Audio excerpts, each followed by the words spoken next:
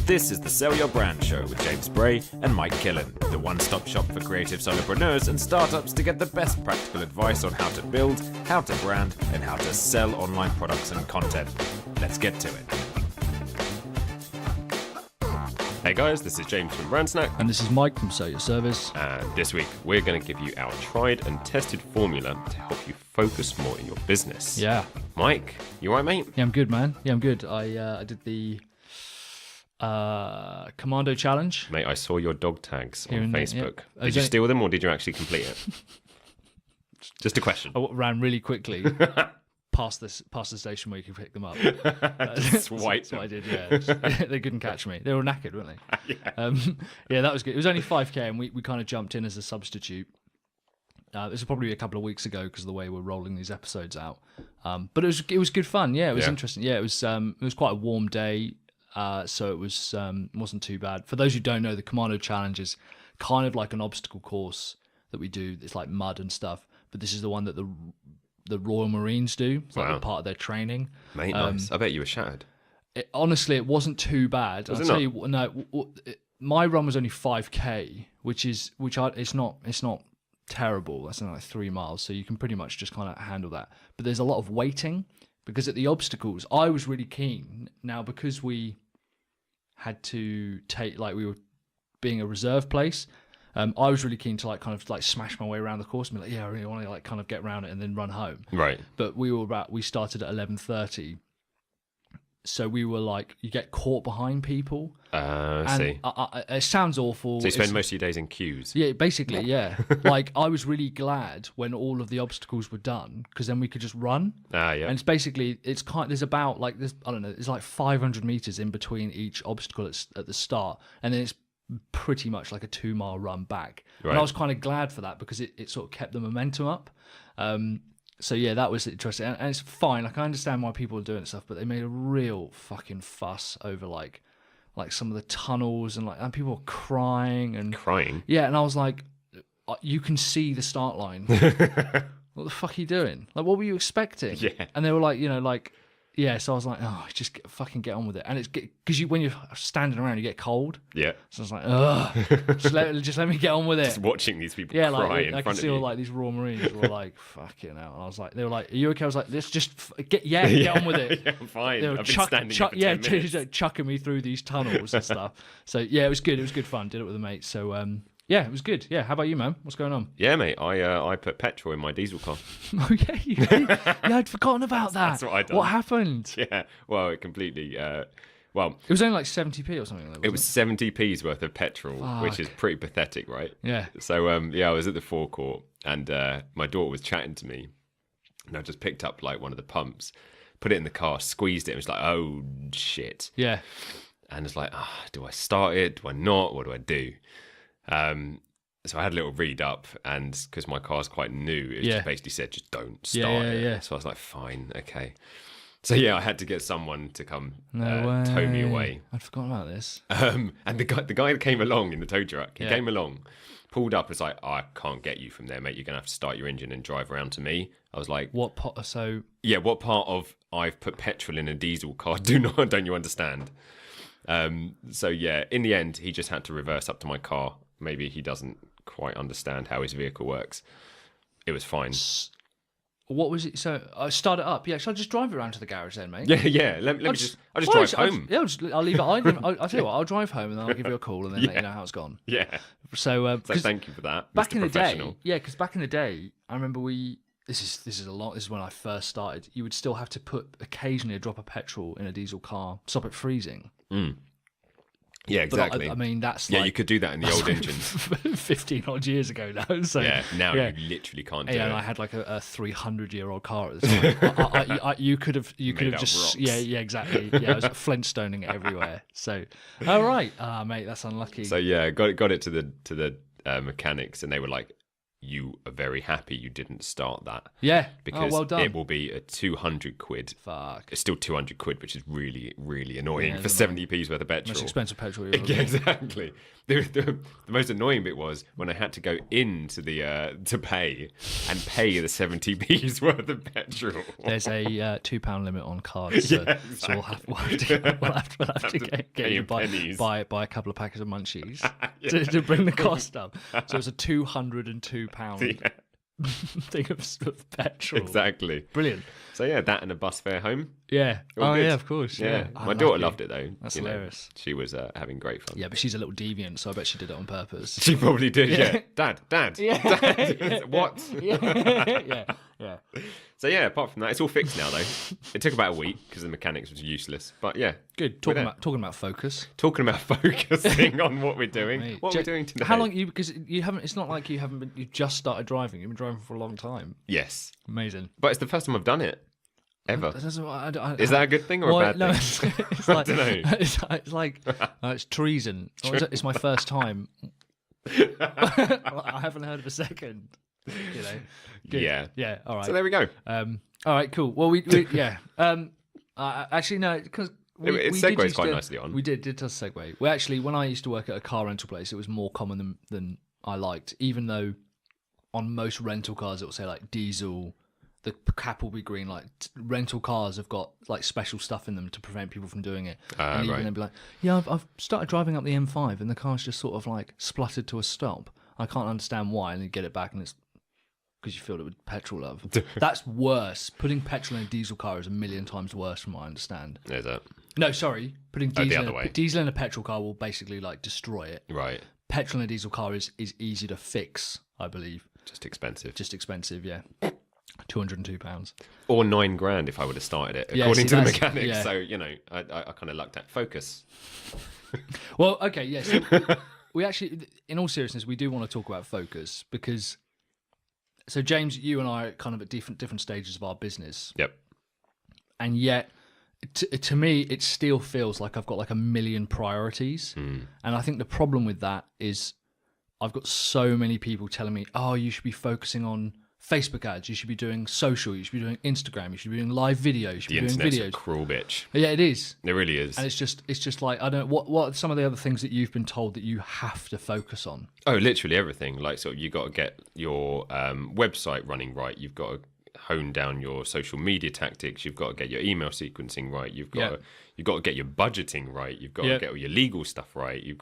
There's like, I hadn't even written that down. I completely forgot. You're absolutely right. I've got to pay my accountant today. Yeah, all of that.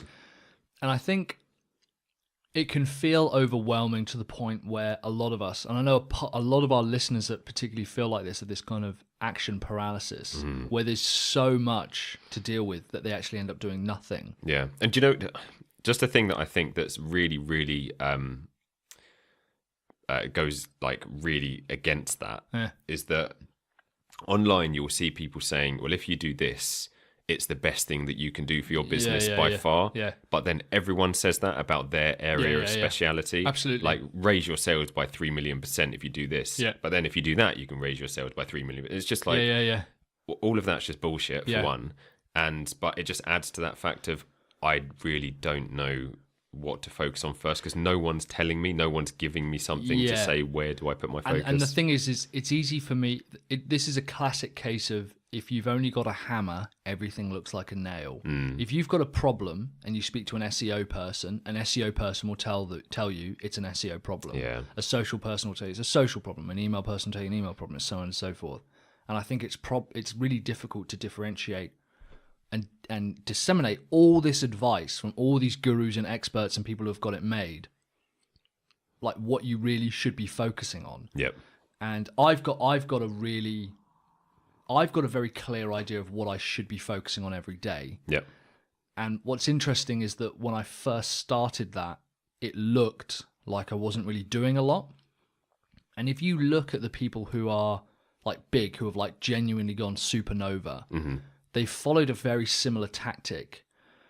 I remember when you and I we used to work together. You and I had a thing. We used to try and prioritize that side of the marketing and be like, okay, so what's the priority? What's the focus? And they'd always come out with, well, there's a couple of priorities. I'm like, So there aren't any priorities. That by definition, there's no priorities then. That's what you mean. Yeah. That's like, you can't have more than one priority. The reality is your list of stuff that has to get done, something has to get done first to completion, and then that's it. Yeah. Right?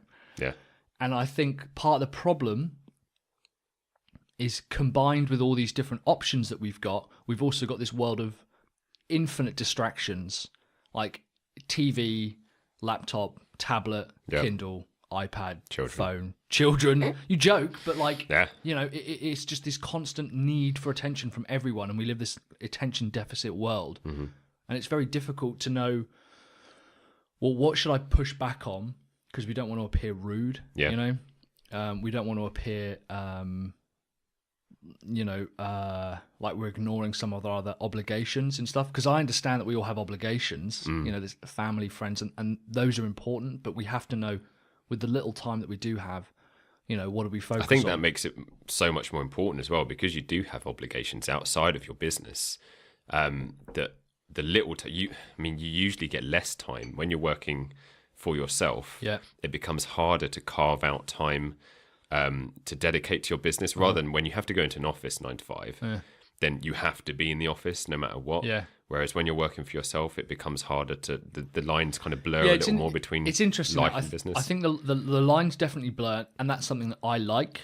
I like the fact that I can take a day off midday.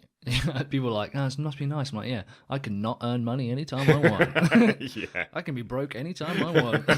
That's part of the problem. But similarly, when working in offices, I just used to remember being inundated with meetings, which were basically subcommittee meetings about how we're going to put together the committee for the future meetings.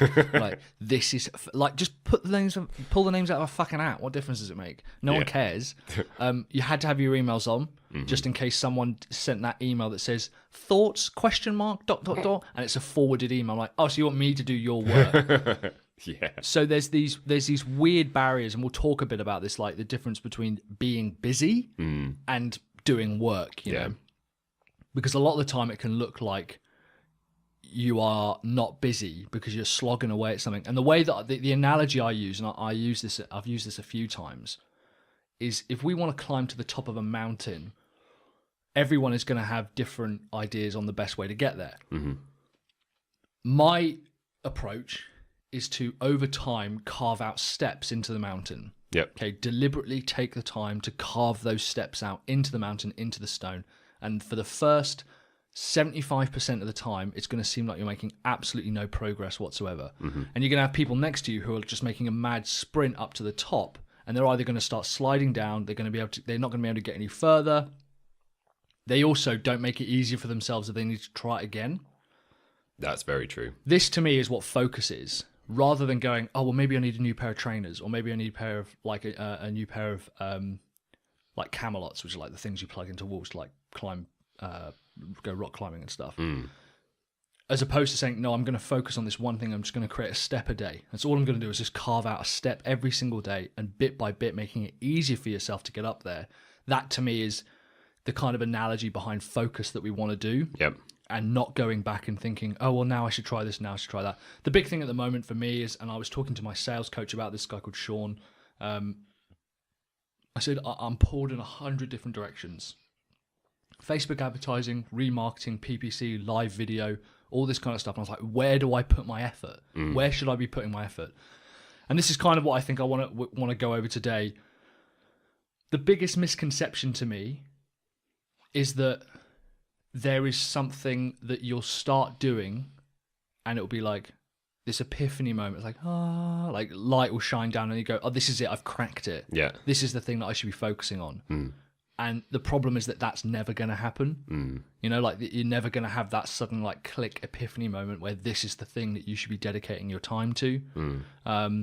And I think a lot of people are constantly looking for, like, 3 golden rules or, like, a standard formula for solving our problems. And the reality is that you're never going to be finished. Like, your focus and your priorities and your workload is never going to be finished.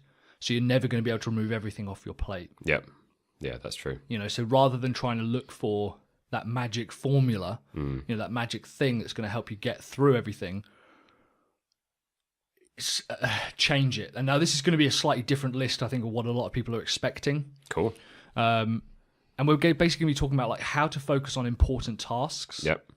How to decide what is important. Yep. What is important, really.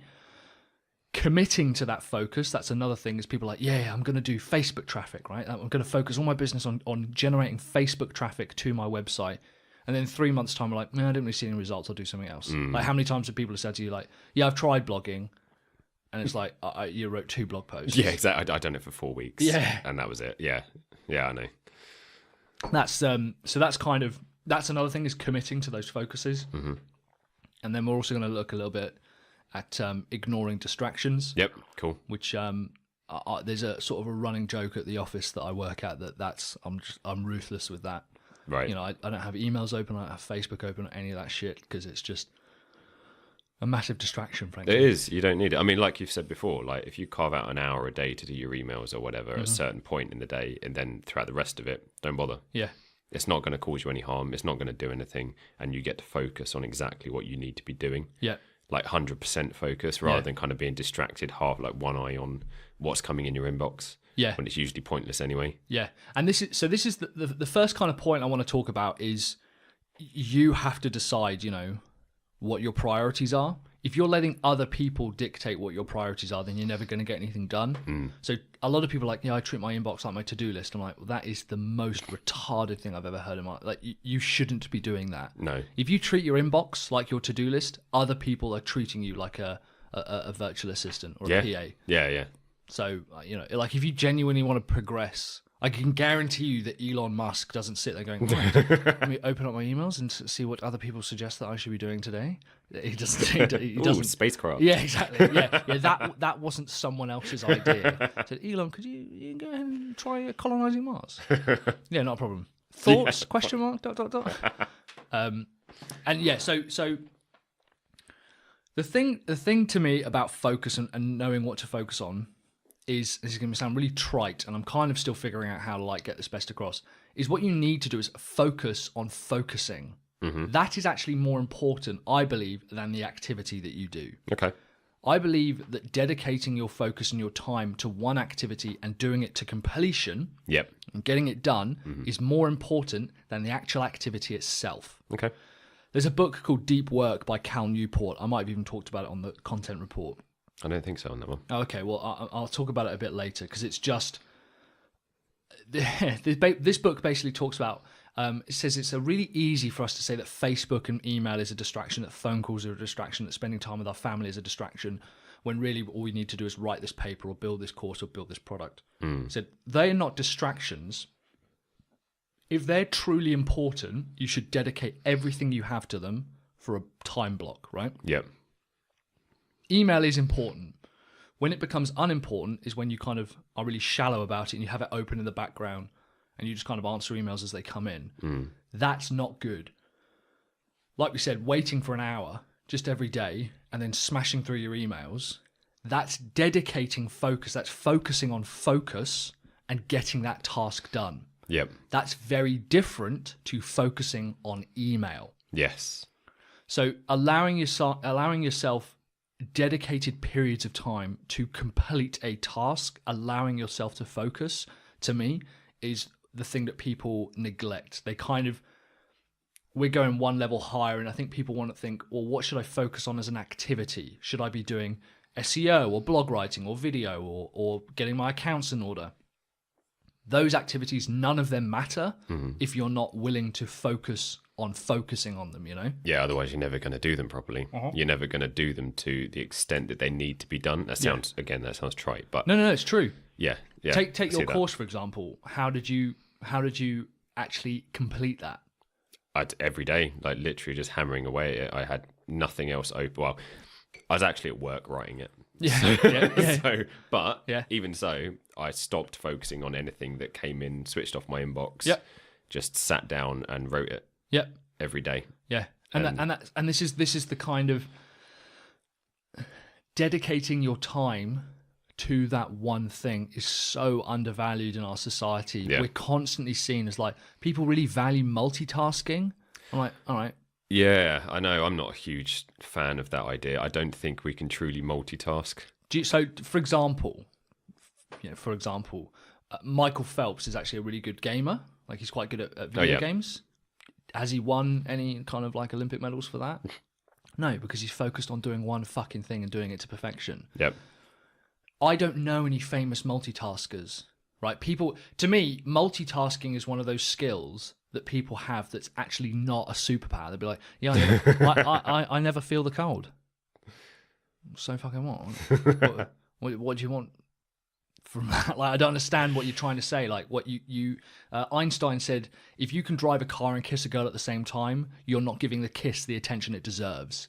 You don't have anything to be proud of by saying you can multitask. Yeah. What you're saying is you have literally an inability to focus on something and finish it through to completion. That's actually what you're saying. Yeah, I agree with that. And it's weird, like throughout like the corporate world, people are praised for multitasking constantly. Whereas one of the oldest kind of phrases in like known history is like jack of all trades, master of none. Absolutely. When did that go out the window?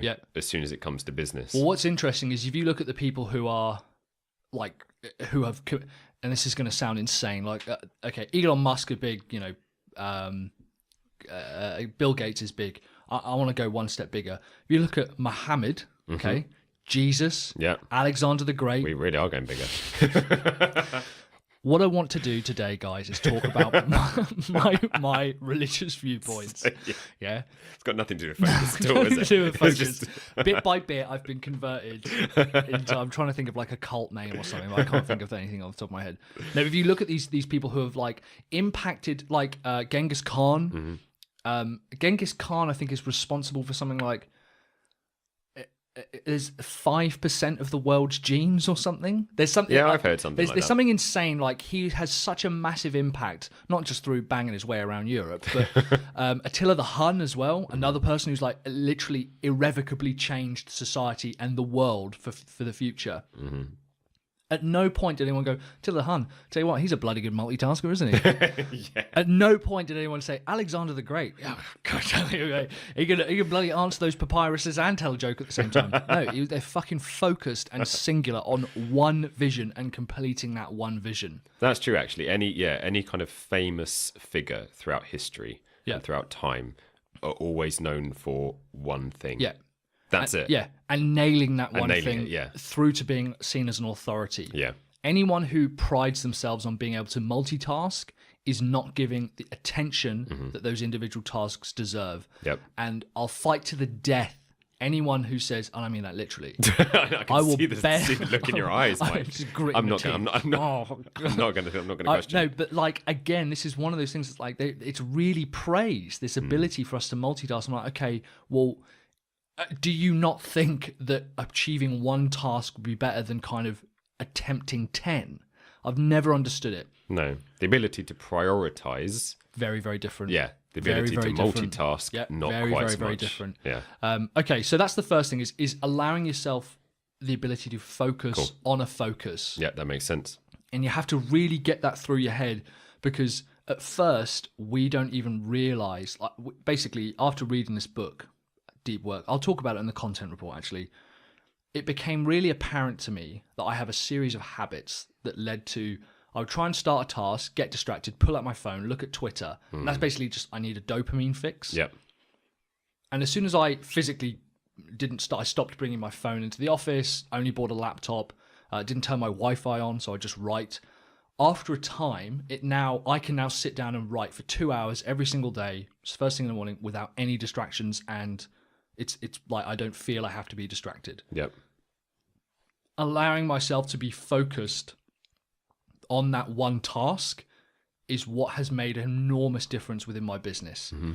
Now we get to the point where we start looking at, okay, what action do we want to do? Yep. For example, if I was spending 2 hours every day just creating memes and posting them to Imager and Instagram. I've seen your Instagram feed. Yeah. So you've seen what I've been spending. I've seen it, yeah. It's good focus. Can't do the podcast today, James. I'm busy. Got plenty of memes to create. Yeah, loads of memes to create. Yeah. But if I dedicated my time to that, then you know what? That's probably not going to result in anything. No. Right? Being honest. Now, the reality is people like There's an Instagram that I follow called Kook Slams. Right. And they basically show like surfing accidents. Right. It's hysterical. I mean, these people are in quite a lot of pain, but it is very, very funny. And that's all they do. And they've grown this a massive, massive following. The reality is that they have dedicated themselves to doing that every single day. That one task every single day, and that has grown momentum. Yep.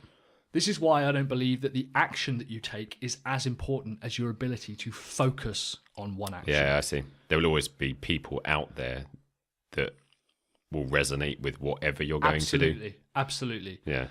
It's kind of like, and so I basically decided, well, I'm going to blog. I'm going to create content every single day.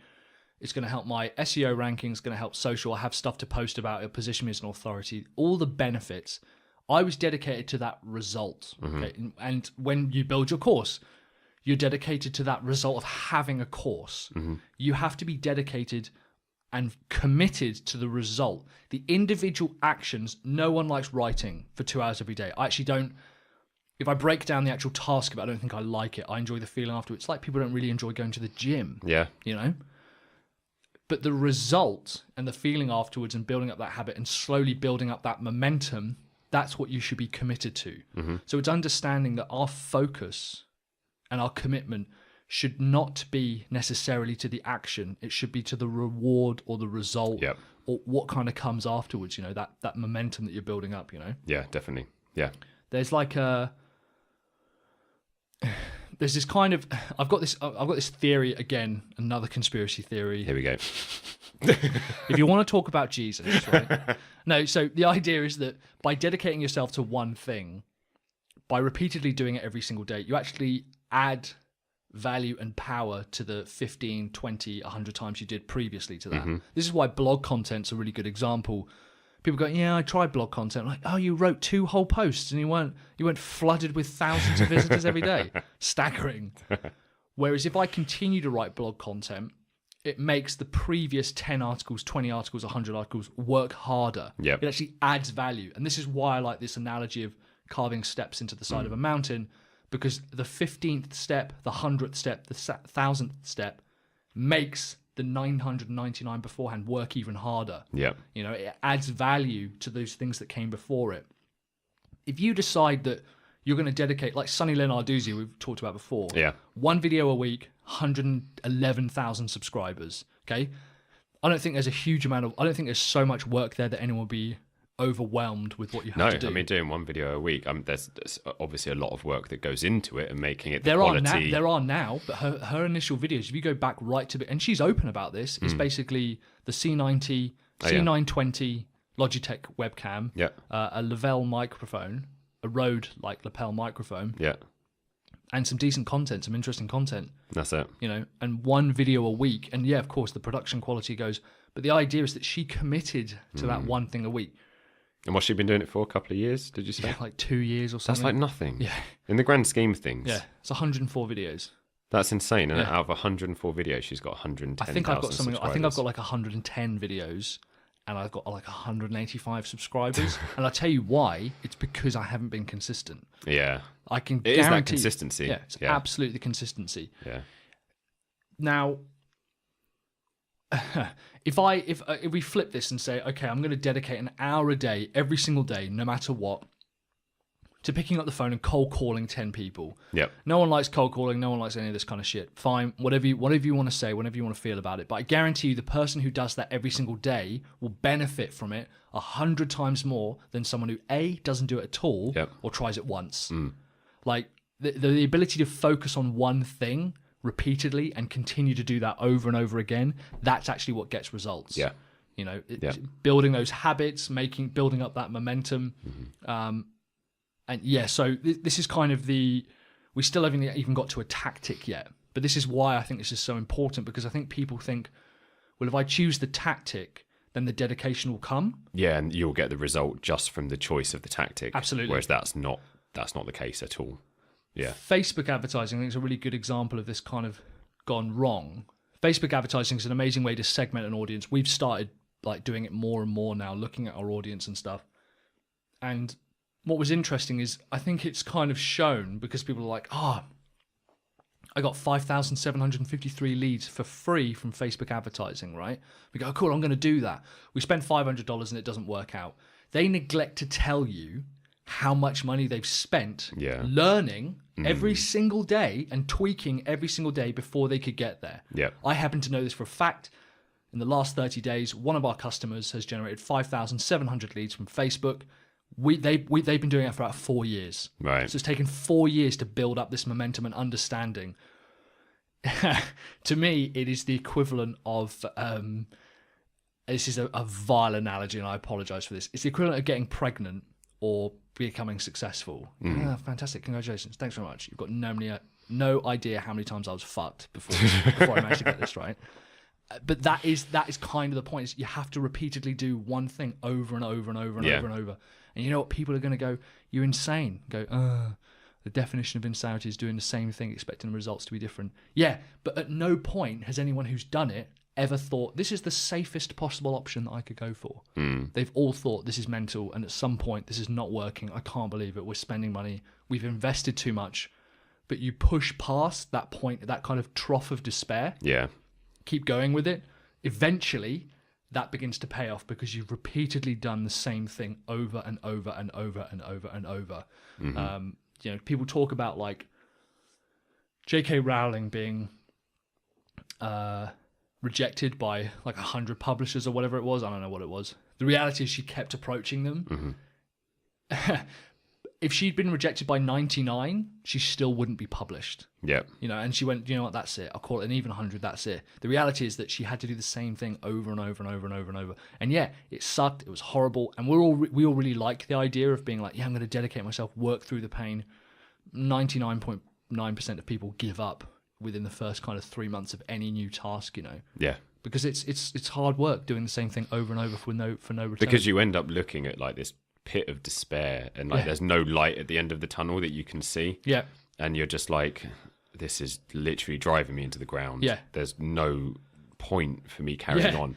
But like you say, you then need to break past that. You do. And that's when the light starts shining through. Yeah. And that's when, and the dangerous part is when someone goes on, oh, you've been trying blogging for the past, 9 months and it hasn't worked out. Okay, well, what you should be doing is creating video. Yeah. And then you'll try video for 6 months. Oh, it didn't work. No, what you should be doing is trying Facebook advertising. And what you should be doing, and you keep moving. And the reality is that is the equivalent of kind of beginning to build these steps up this mountain and then someone going, oh, it's actually easier. It's just by getting some climbing ropes. The reality is that the climbing ropes probably also are a great idea.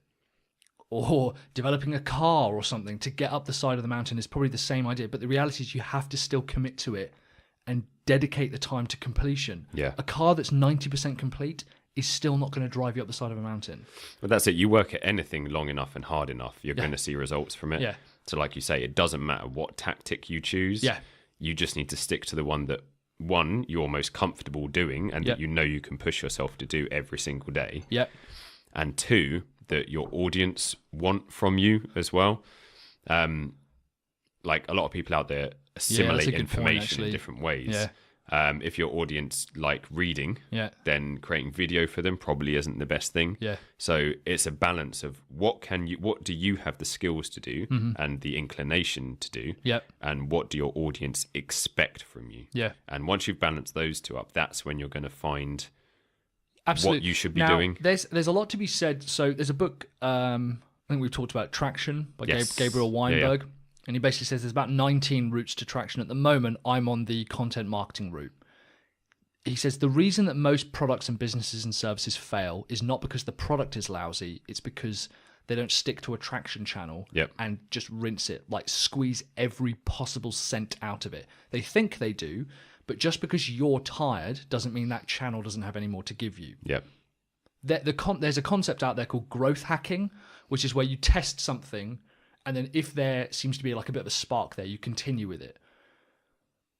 The reality is that blending those two strategies is quite complicated and often can give us false data. For example, when I was kind of first thinking of publishing a book, I published an article on Reddit, and it did really well. It didn't go viral, but it had like, I don't know, 500 comments or something like this, which for the particular subreddit that I'd posted in was like massive, and I was really, really proud of it. I thought, this is awesome. I'm going to take that article and blow it out into a book, and that's essentially what became From Single to Scale. Cool. Now, halfway through From Single to Scale, I was like, this is taking too long, and I do not like this. I like 2 hours every single day. It's killing me. Some of these chapters are shit. I'm rereading them, and I don't like them at all. If I had decided to kind of take the pedal off there, the reality is that the initial spark kind of from that idea of testing the water on a subject with a particular method that led me down a traction channel, I have to push past the point where it's going, no, this isn't working anymore. Because at some point, that initial spark is not going to happen every single day. Yeah. You know, it's not like at some point it's going to go dark, it's going to be cold, it's going to be lonely, you're going to have to push through it yourself. And you're going to have to wait for this inferno to kind of pick up. And I think that's the thing, is a lot of people that constantly expect, like, if day one they got some results, then they expect to get those results every single day. That's not going to happen.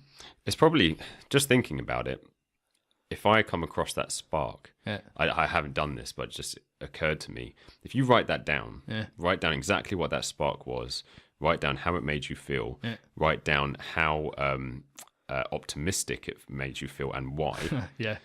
And just kind of detail that experience out. Then every time, literally print it out, put it up on a board next to your computer. Every time you get to that pit of despair, then say, let me just have a read of this again.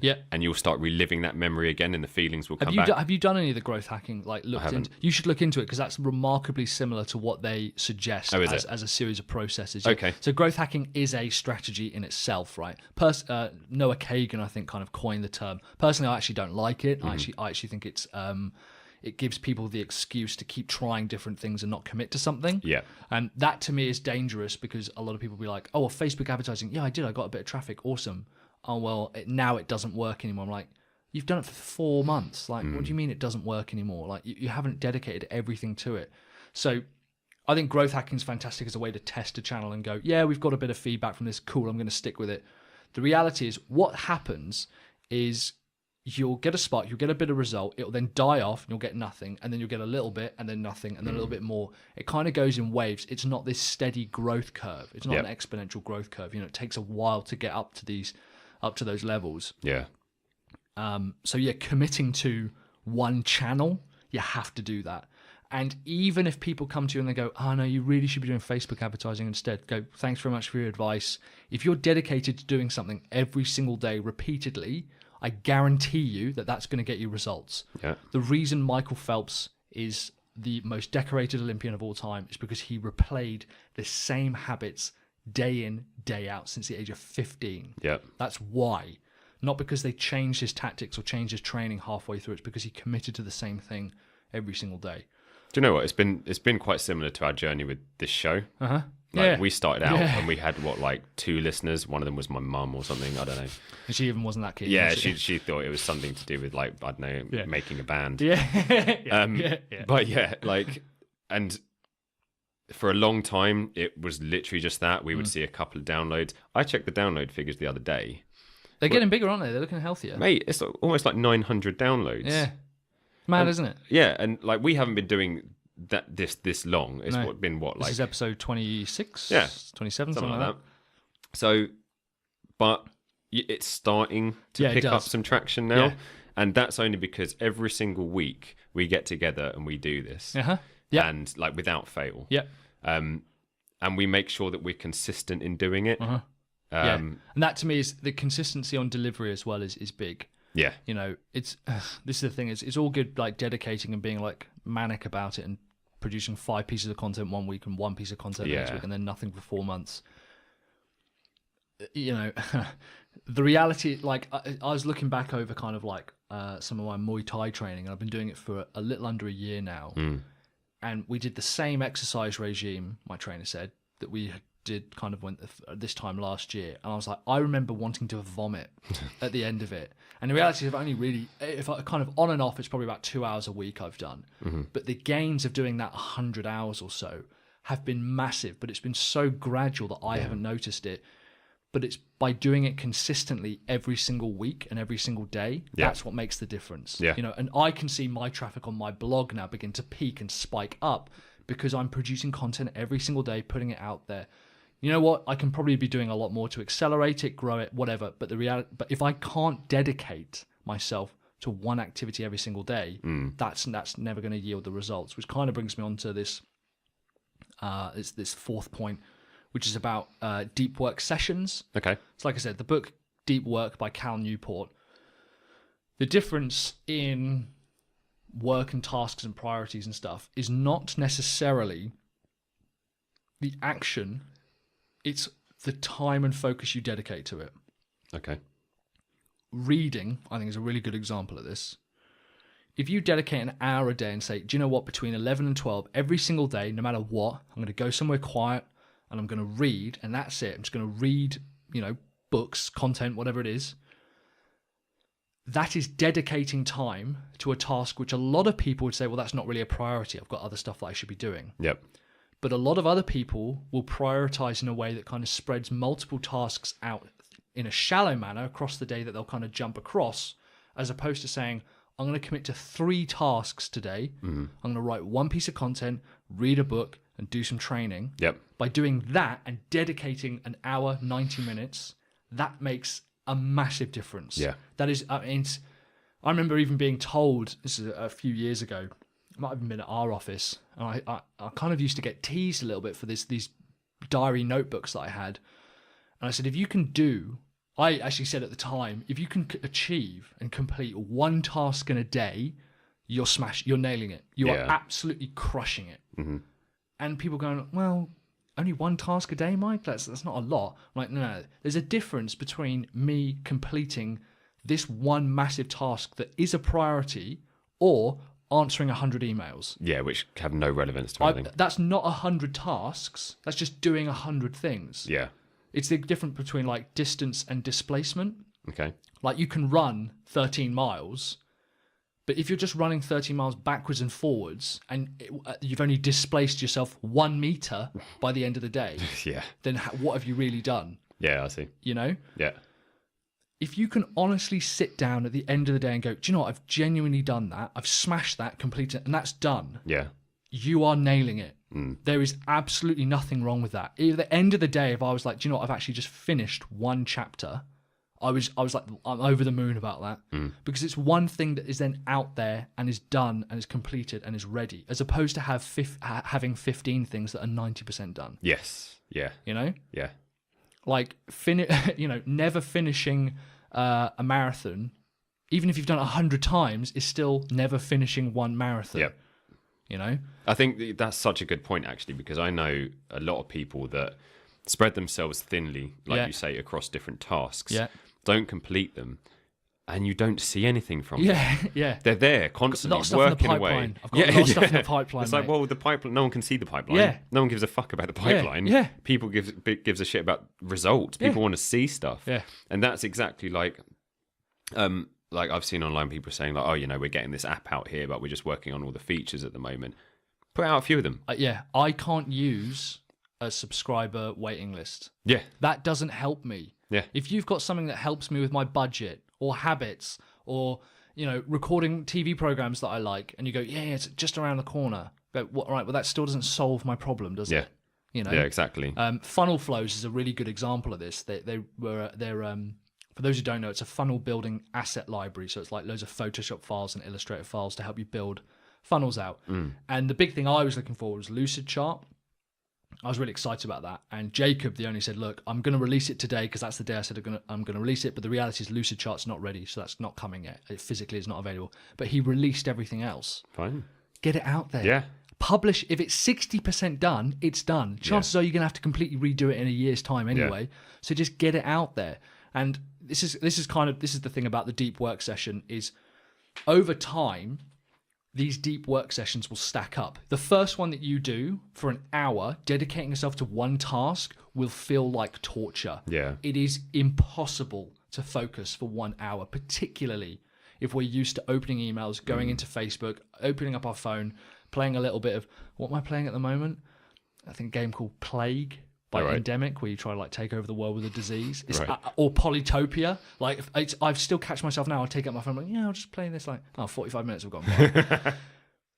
by completely getting rid of that, and what's interesting as well is that it sounds like I'm like a child, but the reality is this works.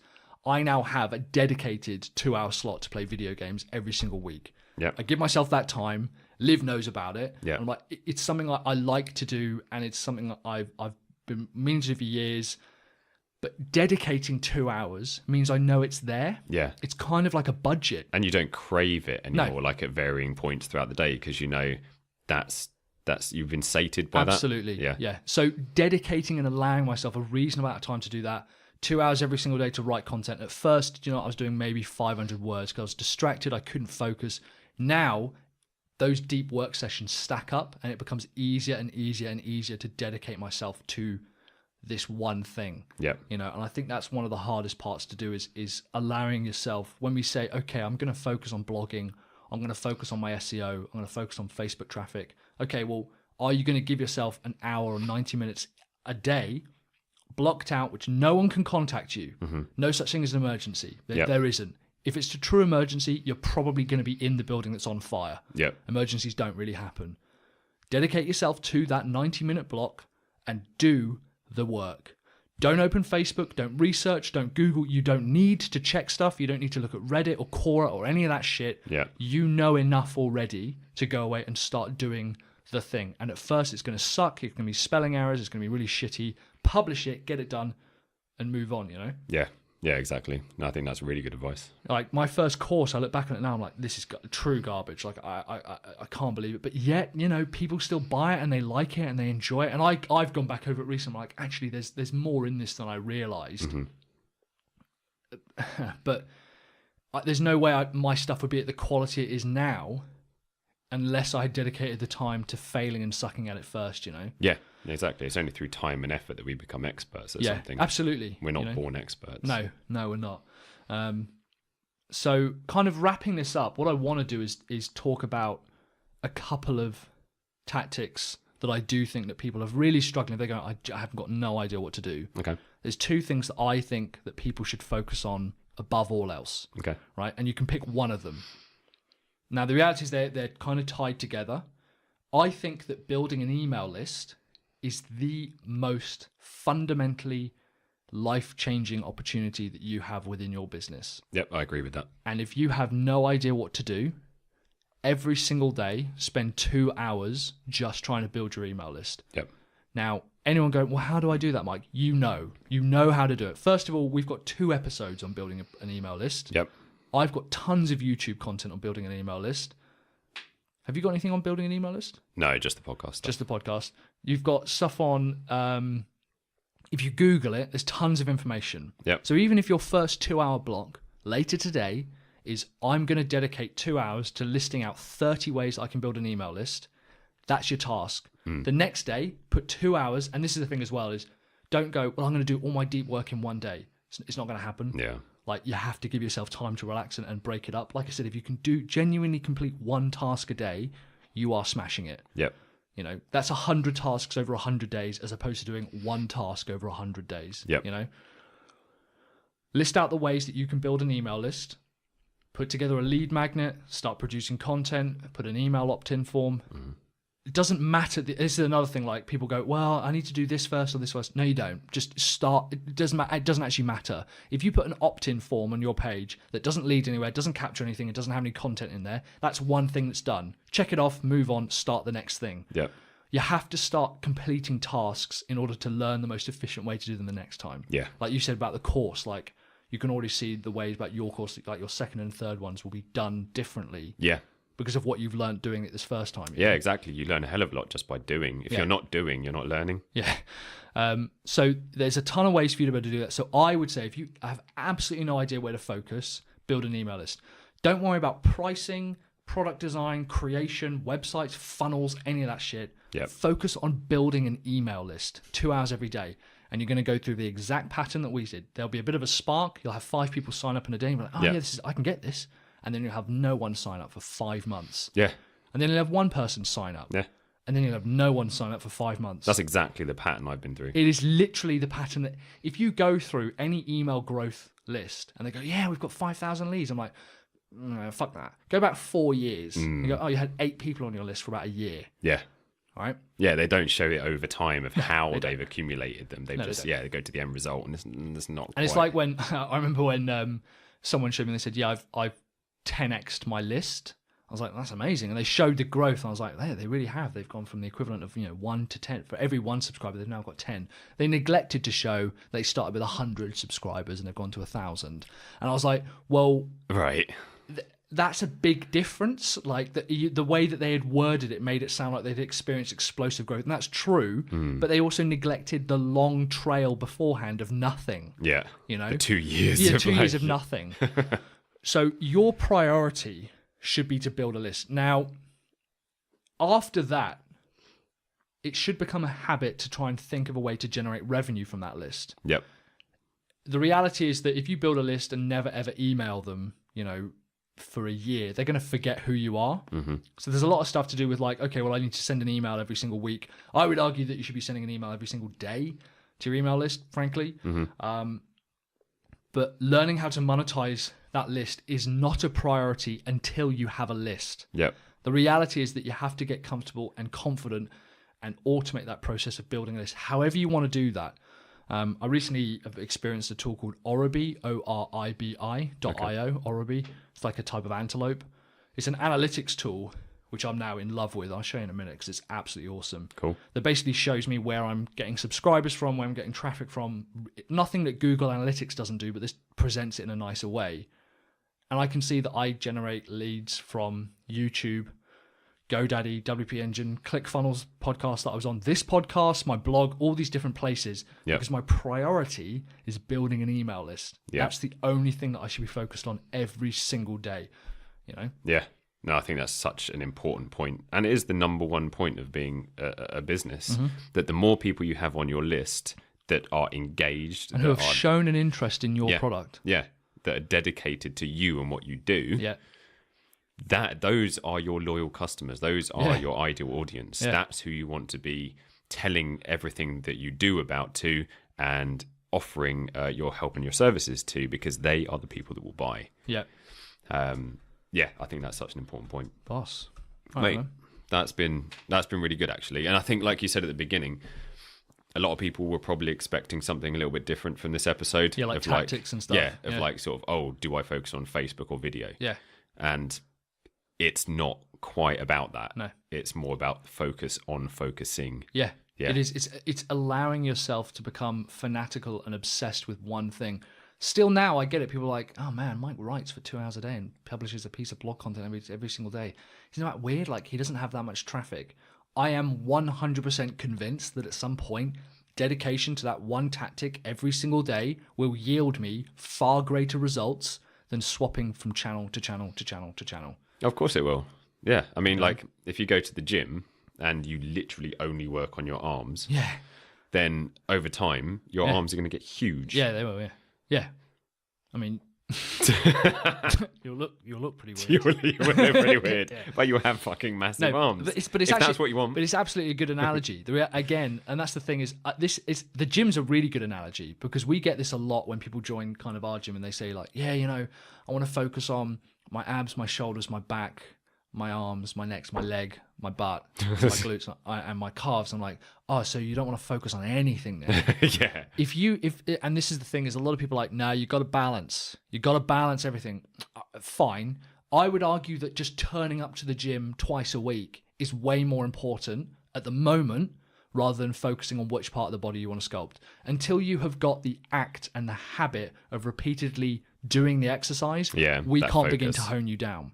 Yeah. It might be, again, for the first 2 hours every single week when I blog, I wouldn't be surprised if I took a bit more time and momentum. But by Thursday, Friday, I'm smashing them out. Yeah. And that happens every single time. And the reality is next Monday it happens a bit quicker, and a bit quicker after that, and so on and so forth. But it had to be, I couldn't hone anything. I couldn't begin to improve anything until I was doing it repeatedly. Yep. That to me is the thing that most people neglect is you need to focus on focusing. Yeah. And dedicate yourself to one channel. And do you know what? For 2 years, 3 years, 4 years, nothing's going to come back from it. Yeah.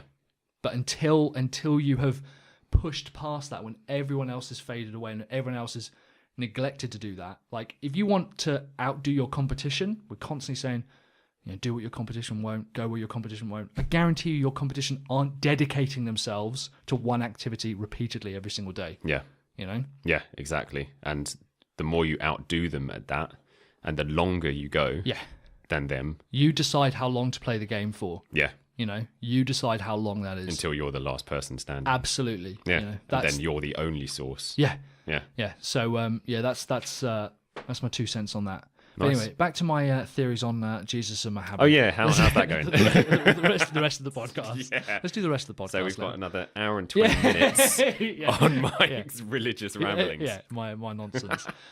Cool. I think that about does it. That was good, mate. Boss man. Yeah, really good. Really good. What do you want to talk about on the content report? Kind of building off the back of when we were saying about building an email list and how to do that. And also a little plug for our own content. I was going to say that over the past couple of weeks, I've been putting together the content upgrades for the podcast. Yeah. Because when we first came out with the podcast, we were literally just smashing out the shows. This is a really good example. We couldn't improve on the podcast until we were doing the podcast regularly. Yep. Yeah, exactly. So it's taken, however, like 6-7 months or whatever, of us doing the podcast continuously every week. Yeah. And only at that point, now that we've become so efficient at doing it, then you can start expanding onto the next focus. Absolutely. So this is what I've been doing recently, and going through and creating content upgrades for every single episode. So now there are key takeaways, booklets, PDFs. Smashing. For some of the episodes, you'll also find templates in there. So where we talk about things such as the 25k drop, or we talk about the 90-day goal setting process and stuff like that. There are templates in the back of them as well. Awesome. And for every single one, there's just another route to learning for someone, another route to digest the information quicker, more easily. So that's what every single episode done. So if you go onto Brand Snack's podcast page, for every single episode on there, you'll find a link to all of the content upgrades. And yeah, they're brilliant actually. Just because every single key point that we've spoken about within each show is detailed down there for like easy reference. So for this one, for example, there'll be some key takeaways for what to focus on. Exactly. Yeah, awesome. All right, well, guys, remember to head to, brandsnack.co.uk. Brandsnack.co. Brandsnack.co. Or .com, both of them. They both redirect. Yeah. Oh, you've got them both? Yeah, oh, okay. Both. Oh, well done. So brandsnack.co/podcast. Yeah. Okay, wicked. And you can download the takeaways. That's brilliant. It's something we wanted to do. Yeah. But it was like, we've got these 10 things we need to do at the start. We can only do one of them, and it has to be the podcast. Yeah. You have to repeatedly do the podcast for half a year before we kind of realize, okay, we've got into the habit of this now. Let's start adding new dimensions to it. Exactly. So yeah, and kind of focuses back on interestingly about building a list. So yeah, that's awesome. Cool. My content report, I'm just going to repeat what I said. Deep Work by Cal Newport completely changed the way that I prioritize, completely changed the way that I do my day-to-day work. Yep. Interestingly, people have said, it's weird, I still get teased now for like being like really religious with my time and the way that I lay it out and structure it and stuff. Interestingly, if you look at anyone who does accomplish great things, not that I say that I have done, but I'm hoping to get there, they all are really rigorous with the way that they prioritize work. It's not time management. This is really interesting. I don't think it's not the same as time management. It's about understanding that I'm going to dedicate myself to one task, get it done, not allow distractions in my life. He's done an enormous amount of research into this. Basically, it was like, why is it that some academics can publish 10 papers in a year and it took him 10 years to publish one paper? Right. And he looked at kind of like our things of feelings of obligation, and we constantly go, oh, Facebook's a distraction. He said, yes, it is, but there's nothing wrong with dedicating an hour a day to Facebook. Yep. Like, if you look at it, you end up spending 2 hours a day, like in 5-minute slots, or you can do everything in 1 hour and really nail it and smash it out. So there's a big difference there. Yeah. Very, very cool book. If you ever struggle with productivity or time management or anything, you can learn that actually productivity and time management aren't your problem. It's not allowing yourself these deep work sessions. That's nice. So Deep Work by Cal Newport. Very I like cool that. book. Yeah, it's good. good. Cool. Sweet, man. All right. I think about does good it. show. yeah, we'll wrap it up. Cool. And we'll see you guys on the next episode. Cheers, guys. Cheers. Bye. If you liked this episode, please subscribe to the Sell Your Brand Show on iTunes or your favourite podcast app and leave a rating and a review. It makes us feel all warm and fuzzy inside when we hear we're not just talking rubbish. If you have a question you'd like us to answer on the show, drop us an email to podcast@sellyourbrandshow.com and we'll feature it in a future episode.